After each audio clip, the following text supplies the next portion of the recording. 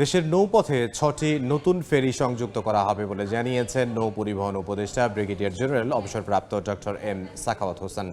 বিকেলে মানিকগঞ্জের পাটুরিয়া ফেরিঘাট পরিদর্শন করতে এসে উপদেষ্টা জানান, পাটুরিয়া দৌলতদিয়া নৌপথে নতুন বেশ কিছু পন্টুন যুক্ত করা হবে।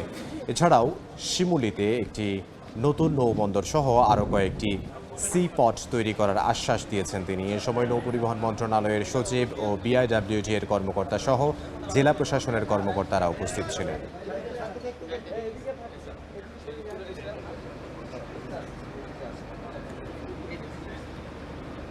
আমি যেখানে যাই সেখানে ফেরির জন্য হাহাকার। আমি আসার পরে কিন্তু 6টা ফেরি সংযুক্ত হয়েছে। আর নতুন কিছু পন্টন আসবে, আসলে পরে বিআইডব্লিউটিসি আর দুইটা অর্গানাইজেশন, বিআইডব্লিউটিএ আর বিআইডব্লিউটিসি মিলে নতুন পন্টনগুলো লাগানো হবে।